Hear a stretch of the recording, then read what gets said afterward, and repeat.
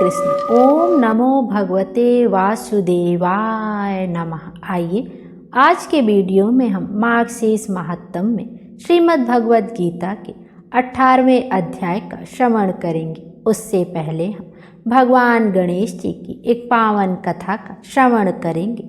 बोलिए गणेश जी महाराज की जय। एक समय की बात है, श्री गणेश जी भगवान गंगा किनारे तपस्या कर रहे थे। इसी समय तुलसी जी ने विवाह की इच्छा से तीर्थ यात्रा पर प्रस्थान किया था। देवी तुलसी सारे तीर्थ स्थलों का भ्रमण करते हुए उसी गंगा तट पर पहुंच गई, जहां गणेश जी भगवान तपस्या में लीन थे। गंगा तट पर देवी तुलसी ने देखा कि गणेश जी भगवान तपस्या कर रहे हैं। तब उस समय गणेश जी रत्न जड़ित सिंहासन पर विराजमान थे। उनके समस्त अंगों पर चंदन लगा हुआ था। उनके गले में पारिजात पुष्पों के साथ स्वर्णमणि आदि अनेक हार पहने हुए थे। उनके कमर में अत्यंत कोमल रेशम का पीतांबर लिपटा हुआ था। तुलसी जी श्री गणेश को देखकर इस रूप पर मोहित हो गई। उनके मन में गणेश जी से विवाह करने की इच्छा जागृत हो गई। तब तुलसी जी ने विवाह की इच्छा से गणेश जी का ध्यान भंग कर दिया। तब गणेश जी ने तुलसी जी से कहा कि तपस्या भंग करना अशुभ होता है और तुमने मेरी तपस्या भंग क्यों की है। तब तुलसी जी कहने लगी कि मैं आपसे विवाह करना चाहती हूँ। तब गणेश जी भगवान बोले कि मैं तो ब्रह्मचारी हूँ और आपके विवाह के प्रस्ताव को नामंजूर करता हूँ। इस पर गणेश जी भगवान के मना करने पर तुलसी जी बहुत ही दुखी हुई और आवेश में आकर श्री गणेश जी से कहने लगी, तुम एक क्या, तुम्हारे तो 2 विवाह होंगे। तुलसी जी द्वारा इस तरह के वचन सुनकर गणेश जी भगवान को भी क्रोध आ गया।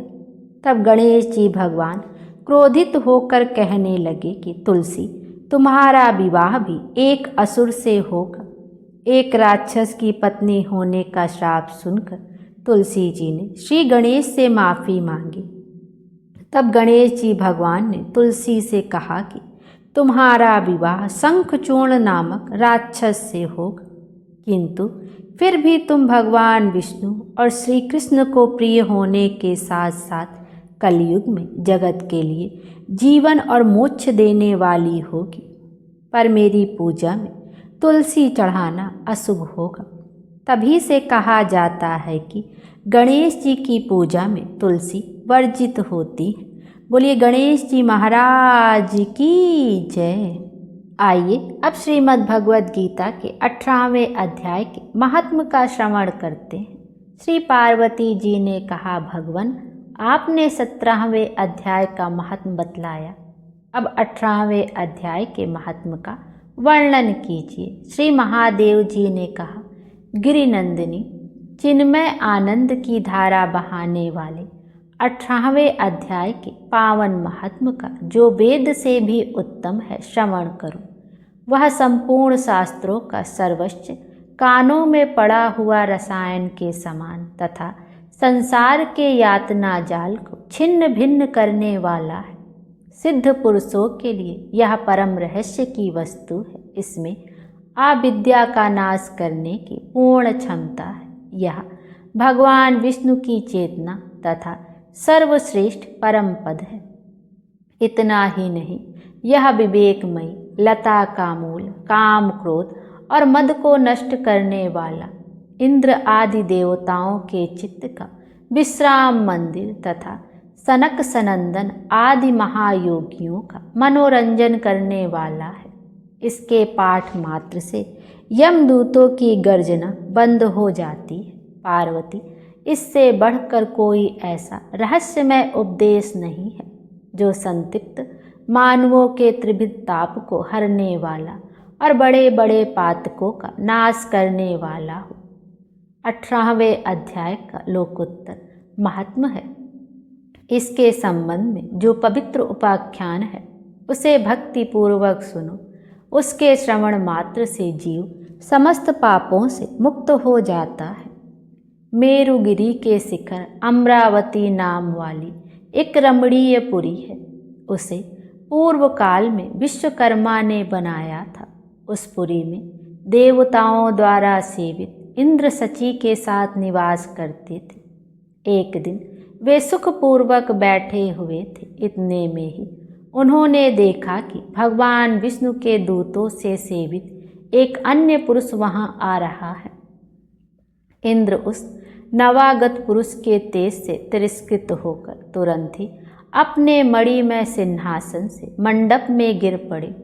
तब इंद्र के सेवकों ने देवलोक के साम्राज्य का मुकुट इस नूतन इंद्र के मस्तक पर रख दिया। फिर तो दिव्य गीत गाती हुई देवांगनाओं के साथ सब देवता उनकी आरती उतारने लगे।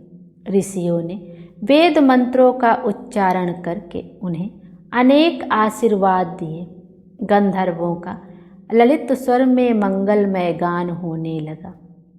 इस प्रकार इस नवीन इंद्र का 100 यज्ञों का अनुष्ठान किए बिना ही नाना प्रकार के उत्सवों से सेवित देखकर पुराने इंद्र को बड़ा विस्मय हुआ।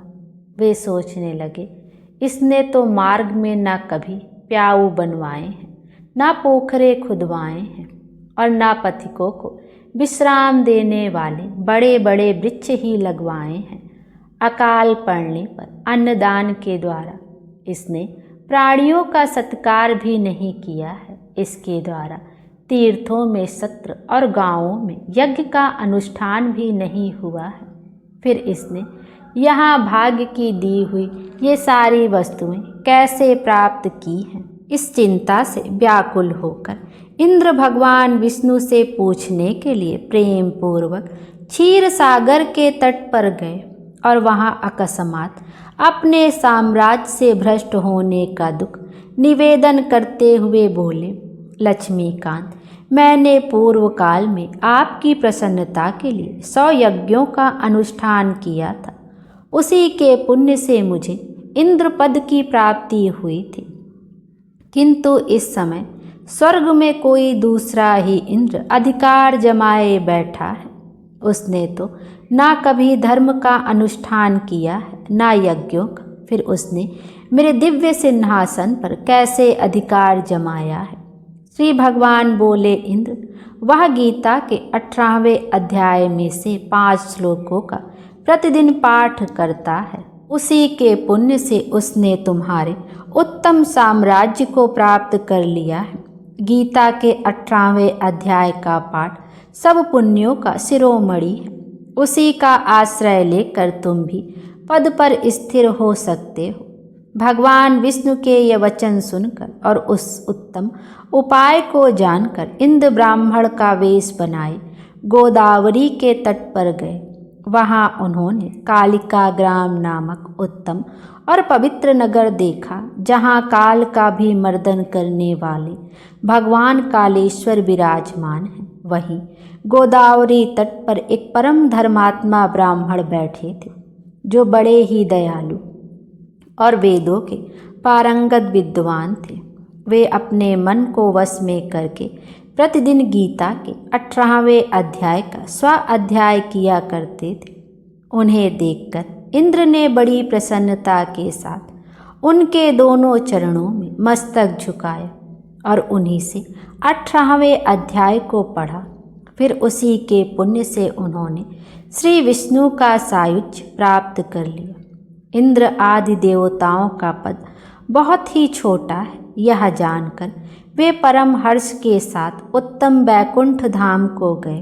अतः यह अध्याय मुनियों के लिए श्रेष्ठ परम तत्व है। पार्वती 18वें अध्याय के इस दिव्य महात्म का वर्णन समाप्त हुआ। इसके श्रवण मात्र से मनुष्य सब पापों से छुटकारा पा जाता है। इस प्रकार संपूर्ण गीता का पाप नाशक महत्व बतलाया गया। महाभागे, जो पुरुष श्रद्धा युक्त होकर इसका श्रवण करता है, वह समस्त यज्ञों का फल पाकर अंत में श्री विष्णु का सायुज्य प्राप्त कर लेता है। बोलिए भगवान विष्णु की जय।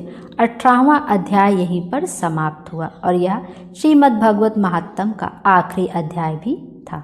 आइए अब श्री कृष्ण जी की आरती का भी श्रवण करते हैं। आरती युगल किशोर की कीजय, तन मन धन न्योछावर कीजय।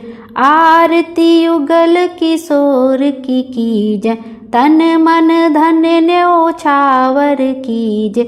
रवि शशि कोट बदन की शोभा, ताहि निखरी मोर मन लोभा। गौर श्याम मुख निरखत रीझ, प्रभु स्वरूप नयन भर लीज। कंचन थाल कपूर की बाती, हरि आए निर्मल भई छाती। फूलन की सेज फूलन गल माला, रत्न सिंहासन भय नंद लाला।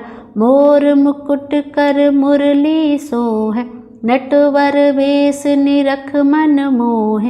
ओढ़े नील पीत पट सारी, कुंज बिहारी गिरिवर धारी। नंदलाल वृषभान दुलारी, आरती करत सकल नर नारी। आरती युगल किशोर के कीजे, तन मन धन न्योछावर कीजिए। बोलिए विष्णु भगवान की जय। हरे कृष्ण। भगवान विष्णु हम सब की मनोकामना पूर्ण करें और हमारे जीवन को खुशियों से भर दें। Thank you.